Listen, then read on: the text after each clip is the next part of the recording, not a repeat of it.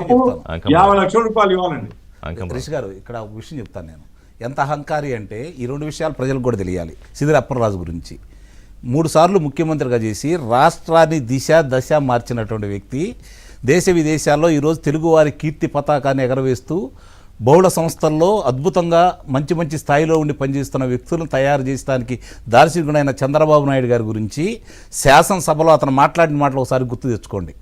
శాసనసభలో అతను మాట్లాడిన మాటలో మానసిక స్థితి, ఇక్కడ ఉన్నటువంటి శాసనసభలో ఉన్నటువంటి వైద్యుడిని తీసుకొచ్చి ఆయన చూయించాలి అని చెప్పని స్థితప్రజ్ఞుడు కాబట్టి, ఇలాంటి వాళ్ళని లక్షల్లో కోట్లలో చూసిన వ్యక్తి కాబట్టి ఇలాంటి పారంబోకులు మాట్లాడిన దాన్ని మనం పట్టించుకోకూడదని చెప్పని ఆయన ఆ రోజు ఏ విధంగా ఎంతగా అతను మాట్లాడినా కూడా రెచ్చిపోకుండా ఏ విధంగా చూశాడో, ఈరోజు కూడా 2 సంవత్సరాల 1 నెల 18 రోజులైనా కూడా ఈరోజు కూడా వాళ్ళ మీద కక్షాదింపు చర్యలు జోలికి పాకుండా అతన్ని ఈ విధంగా బజార్లో తిరగనిచ్చారు చూడండి, అది చంద్రబాబు నాయుడు గారు. అలాగే అతను ప్రత్యర్థిగా ఉన్నటువంటి గౌతు శిరీష గారు, స్వాతంత్ర సమర యోధుడు సర్దార్ గౌతులచ్చన్న గారి మనవరాలు, వాళ్ళ తండ్రి గారు శ్యామసుందర శివాజీ గారు 6 సార్లు శాసనసభ్యుడిగా గెలిచినటువంటి వ్యక్తి, మచ్చలేని వ్యక్తి. ఆ కుటుంబం నుంచి వచ్చిన ఆ మహిళని ఏ విధంగా మాట్లాడాడో మనందరం చూసాం, ఎంతగా ఆమెను ఎర్రాజ్ చేశాడో మనం చూసాం.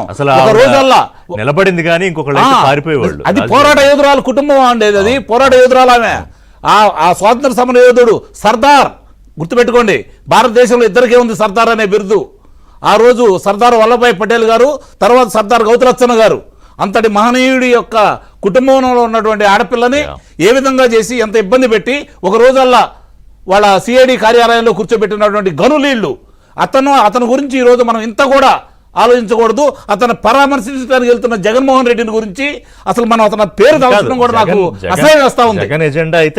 నిస్సందేహంగా అతను ఏం చేయాలనుకుంటున్నాడు? ఈ రాష్ట్రాన్ని అరాచకవాదుల్ని, లేదంటే గాంజా బ్యాచీని, హంతకుల్ని, దోపిడీదారుల్ని, అఘాయిత్యం చేసే వాళ్ళని పెంచి పోషించేసి జనం ఓట్లు వేయకుండా అలాంటి వాళ్ళ చేత ఓట్లు వేయించుకొని చిరకాలం ముఖ్యమంత్రిగా ఉండాలని కోరుకుంటున్నాడు తప్ప రాష్ట్ర ప్రయోజనాలని, ప్రజల గురించి కానీ ఏ కోచన ఆలోచించండి దుర్మార్గుడైనటువంటి పరిపాలన. ప్రయోజనాల కోసం ఆలోచించండి.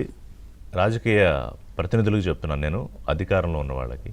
కానీ రాష్ట్రం గురించి, రాష్ట్ర ముఖ్యమంత్రి ఆలోచనలకి ఎంతో కొంత సింక్ అయ్యే పనులు కూడా చేయాలని విజ్ఞప్తి. థ్యాంక్ యూ వెరీ మచ్ జ్యోత్సన్ గారు, గఫూర్ గారు, అంకమరావు గారు. ఇది వాళ్ళ బ్రేక్ఫాస్ట్ అప్డేట్స్ కోసం స్టే ట్యూన్ టు ఏబిఎన్.